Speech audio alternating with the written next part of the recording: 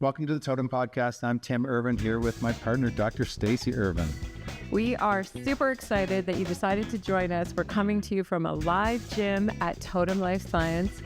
Tim and I have worked in this industry for over 30 years, meaning that we have tons of great things to share with you. Not only that, but we have great guests who will help to educate both of us and you with all things wellness. Thanks so much for tuning in. There's like this big argument going on social media right now, and it has to do with rehab experts who say there's all these things that you shouldn't do. I'm not going to name all these people, but you know who they are. They're all fighting back and forth, and they're making all these really dramatic statements. For example, bird dog is the worst exercise you could ever do, and it's all that methodology is a nocebo, and it's making people not move the way they should, and as many things on social media are, it's just getting very inflammatory, and it's trying to get emotional reactions out of people, and then everybody's arguing back and forth, which we all think is kind of ridiculous and a waste of everyone's time. However, when we're looking at things like CrossFit and these types of movements, I think it's really important to acknowledge that. So the athletes that I work with right now are teenagers, okay?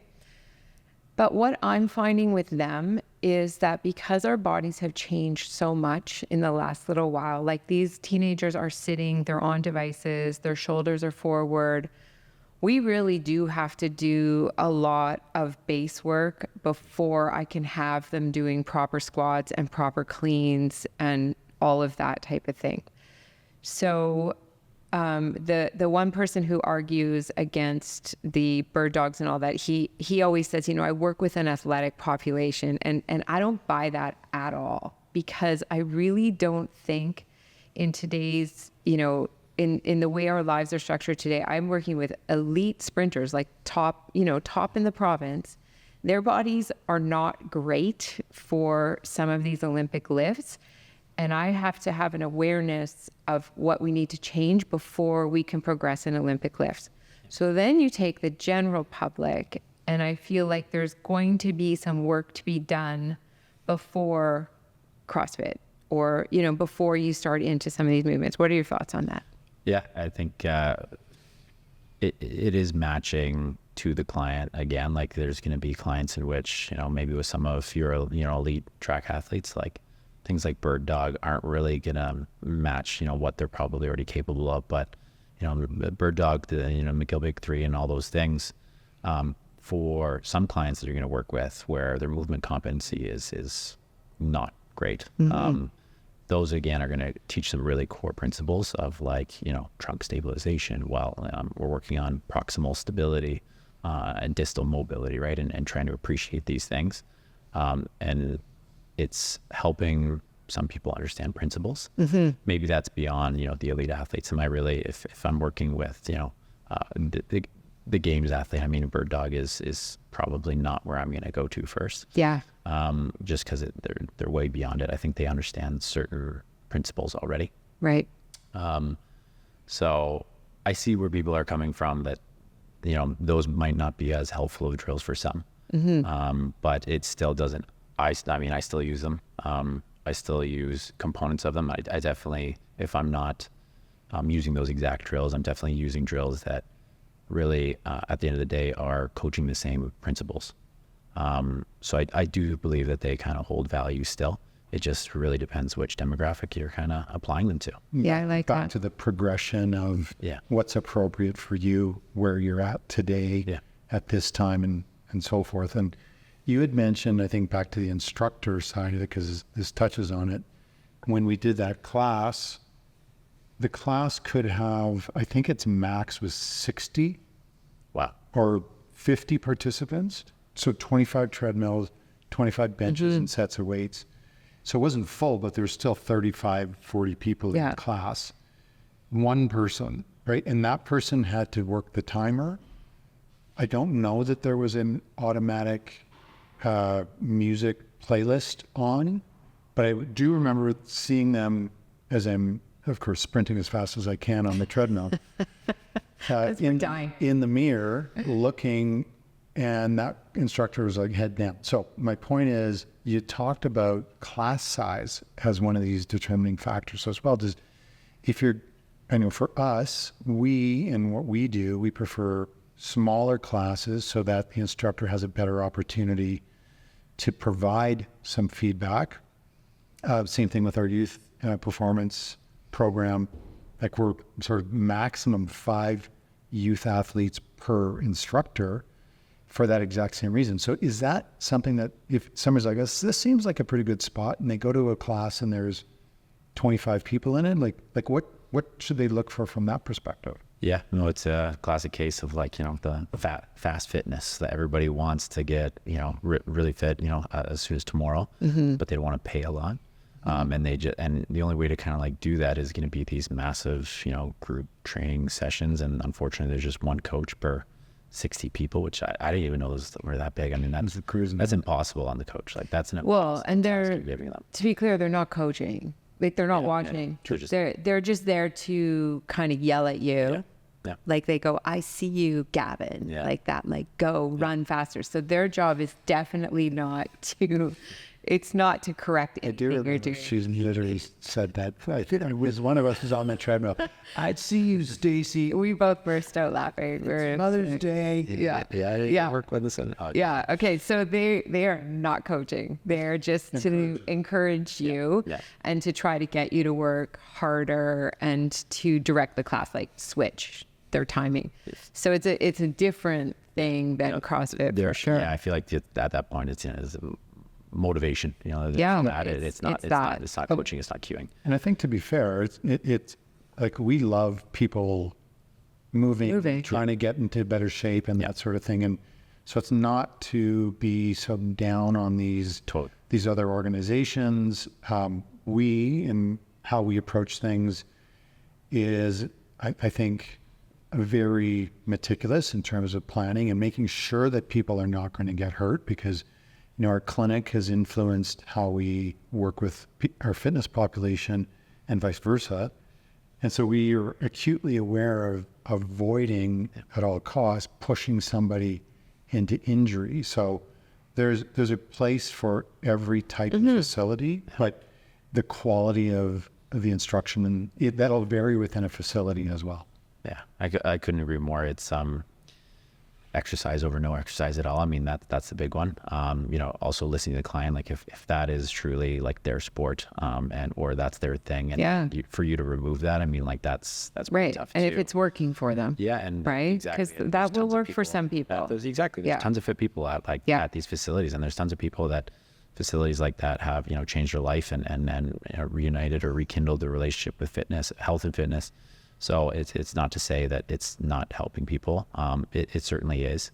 It's just you see it done wrong a lot, but there's still good mixed in there. And to fall back on CrossFit, that was another thing. Like it definitely in its early growing phases, it tripped, it fell a few times, and it's just finding its way. I think it's definitely grown into a spot. They did kind of have during those growing phases, which was a little bit unfair. National Strength Conditioning Association did release that article where after further uncovered it, they did fudge a lot of their data. They said a lot of people dropped out due to overuse injuries, as high as 9 or whatever. I forget how many subjects were in it.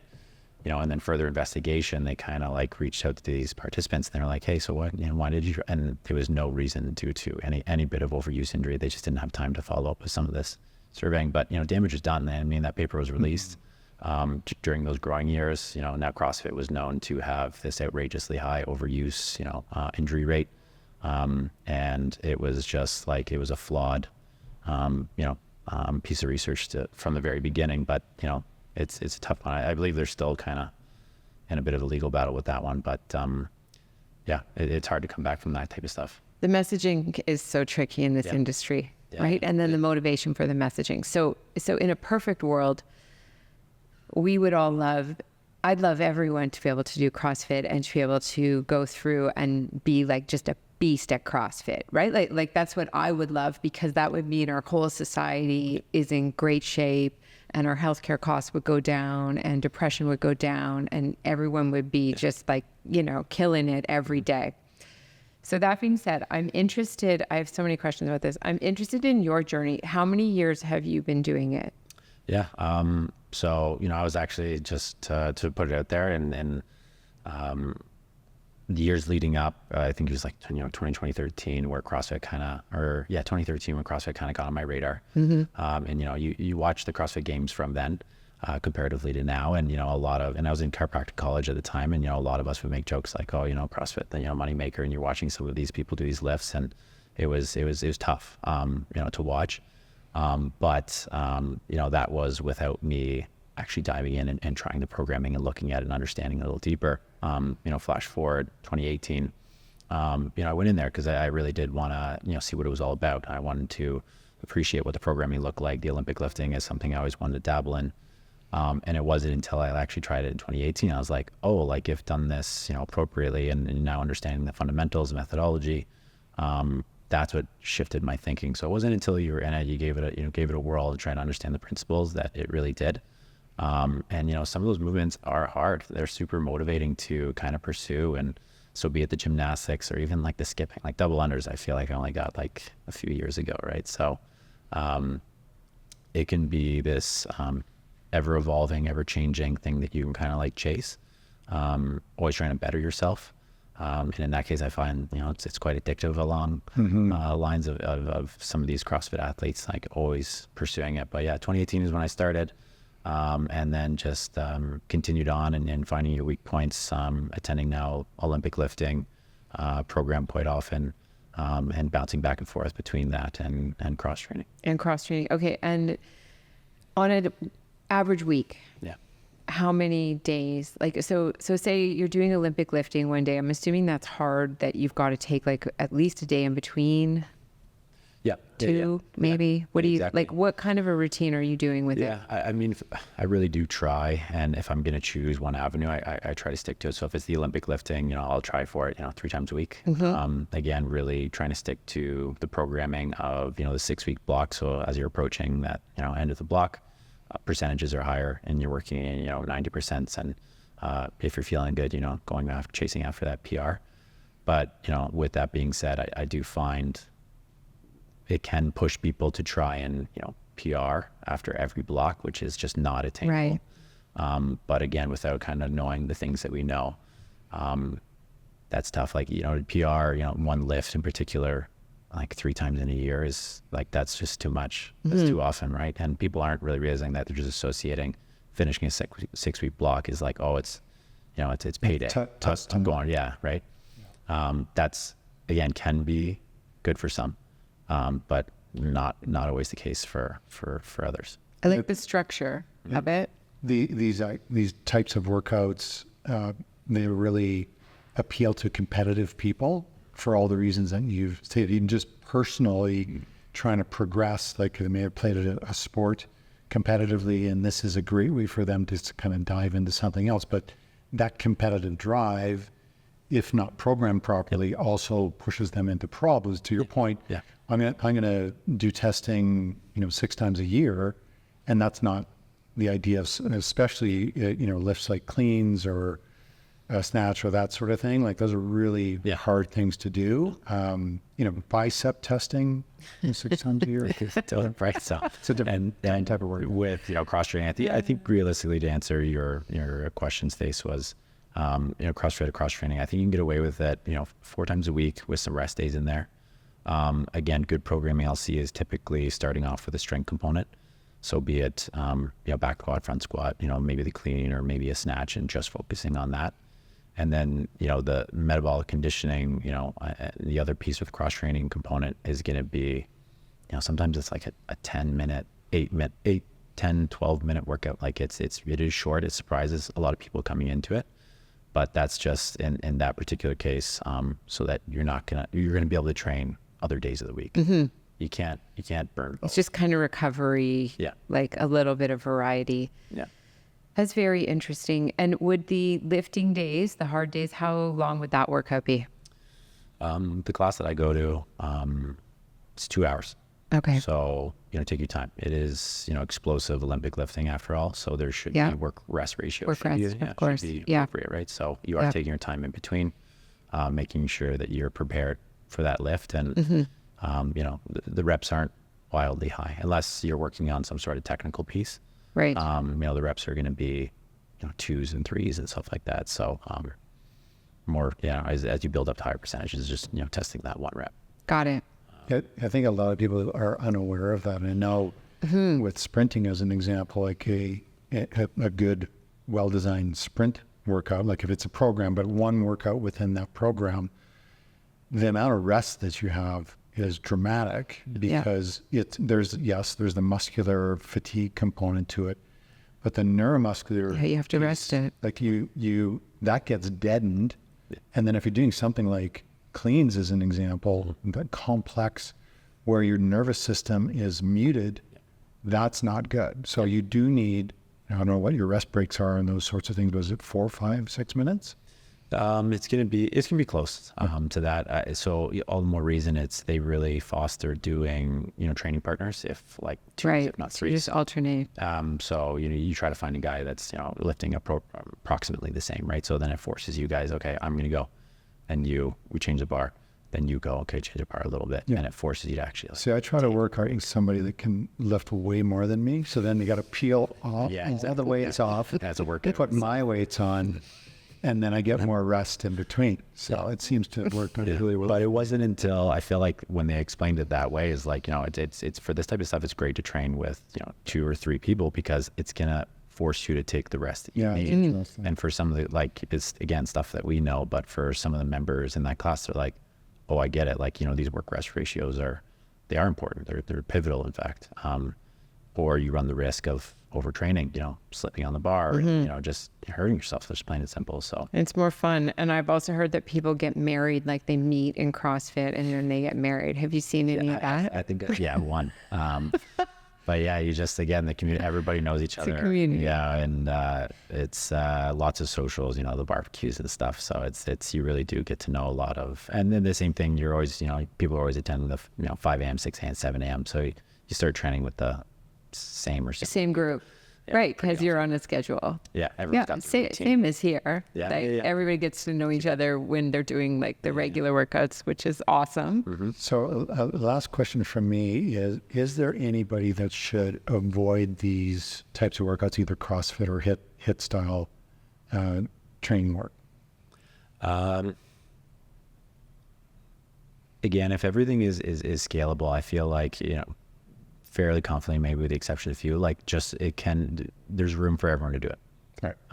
There was, CrossFit was just posting about, one of their members, they're up in Meaford actually. I forget the name of the affiliate gym, but she just competed in her first CrossFit Open and she's 88 years old. Oh my God. They've scaled, that workout appropriately. Yeah. But, she's getting That's after so it. exciting. And it just shows you, and, everybody's there obviously cheering her on, and it's very impressive. I love those stories. Yeah. And she's moving like pretty well. I seen the videos, like she moves pretty well, and then they just, they change it to, again, match what she's capable of. And it's still a great workout, but it's not pushing anyone, beyond their capacity.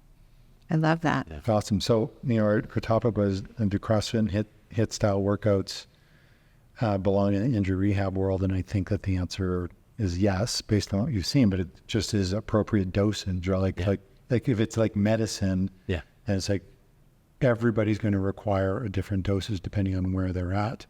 So that idea of capacity. So if you haven't been working out for a long time, you've got low capacity. Yeah. So then your input should be lower intensity, and just that base training idea, I think, is important. My takeaway from this is similar to what Tim just said, is that, I think it's great. I'm actually very excited about it. I'm going to try it because I think it's a very interesting, fun way to work out. And I think that for most of us, we need to find opportunities to lift more heavy things. Mm-hmm. Really, that's reality, right? And that's partially our lifestyle. And it's not easy to just motivate yourself out in the gym by yourself to go get the squat rack all set up. And it's not fun. So I think it would be a lot more fun doing it this way. I do wish in a way like that the CrossFit community had even if it was a video or something to say, Tim was doing testing the other day and we were talking about shoulders. And if you can't lift your shoulders above your head, you probably shouldn't be doing overhead lifting. Yeah. I think it would be great for that community to even, or maybe you can do this, is like a video series or something like, here's how you get ready for your first thing. Like, here's the things you need to be able to do. Like, you should be able to do a plank for a minute or whatever it is, that when you get to your first CrossFit, it's not going to be awful. It's going to be kind of enjoyable. You're going to be like, okay, I can do a squat. I can do a couple moves. I feel okay here. Yeah. That would be my... No, it's the same in our profession. There's, certain movement standards that you should be able to achieve before progressing someone into something that is way out of reach in terms of like capacity and dose dependent. It really does depend, like you said, Tim. So if you are going to jump into any type of cross training, just let me know, because as we were talking about, there's ones that do it well. Yes. It's not so well. I'm going to check with you. Yeah. And I know I said I had a last question, but this is now going to be you betcha. Okay. Unless there's another one. But so I think about me and also where I'm at. I've got, a left hip, a right foot, a right shoulder. That it makes me a little bit nervous about going to a CrossFit class, because I know what I'm like from a competitive standpoint, even though I work out smarter than I used to. I think about, you got some stuff going on right now as well. So, let's say that we're an older starting population for it. When we have these aches and pains that are more long-term chronic, anything that type of user should think about before stepping into these? Yeah, that's another great question is, if you, and a good coach, hopefully is guiding someone through program, not to mix and match. There was a few times they ran into an issue where some of their members didn't understand, jumping around and, I'm going to do cross training, Monday and Tuesday, and then Metcon, the Wednesday and the Thursday, and gymnastics Friday. Not all those programs necessarily complement each other. And it's going to be really hard because they might couple a few hinge movements or too many hinge movements in that one. And then the rest of the cross training program, the rest of the week is not going to have, it's going to give your body some time to recover. But if you're jumping into now on Metcon and maybe there is, doing again, a couple of hinge movements together, that's not going to complement anything. Right. And again, people run the risk of getting a little bit injured from that. And with injuries, the first thing that, any coach, when I've stepped foot is, they're going to ask you like, hey, what can you do? What can't you do? What are the injuries like? Right. What are we working with? Working around. Have you been, are you working currently with, a practitioner, or have you in the past? Understanding those ones again is huge. And that coach, is understanding of that. And, they're going to, and I've seen that time and time again is, hey, you know what, this particular workout of overhead squats with a bum shoulder is like, that's not going to feel great. Maybe we can do something overhead, but it's not going to be nearly as demanding of that. So be it just kettlebell overhead if you can get into like proper lockout, or just single arm dumbbell stuff, right? That's not going to force shoulder into a position that it doesn't want to be in. So yeah, going back to methodology, it's like it should be scalable. It should make sense for the client. Awesome. So very exciting. We're going to be really fit soon, I think. Yeah. We might be as fit as Gavin, maybe. Probably not. I'm going to try. I'm going to try. I'm going to work on it. We can just start a CrossFit, cross training class here. Just do it. Whatever you want. Yeah. One thing I do think is worth noting is I think you've got the best voice of anybody that's been on our podcast. Wow. Oh, wow. Yeah. It's from CrossFit. Yeah, I perfected my yelling. Yeah, that's... And we've had some good voices. So much is on you. Oh, yeah, that's true. Yeah. Gavin, thanks very much for joining us. This has been very educational. I think a really important topic for people to think about with respect to intensity, regardless of the type of activity that somebody may be going into, but specifically, obviously, we're talking about CrossFit and HIIT. So thank you very much. Well, thank you for inviting me. Thank you. It was awesome. It was great. I learned a lot. We hope you liked this episode, and if you did, please subscribe and share it with your family and friends. We would love to hear from you. Follow us on social media. You could send us a DM or even come visit us in real life at Totum on King West. See you soon.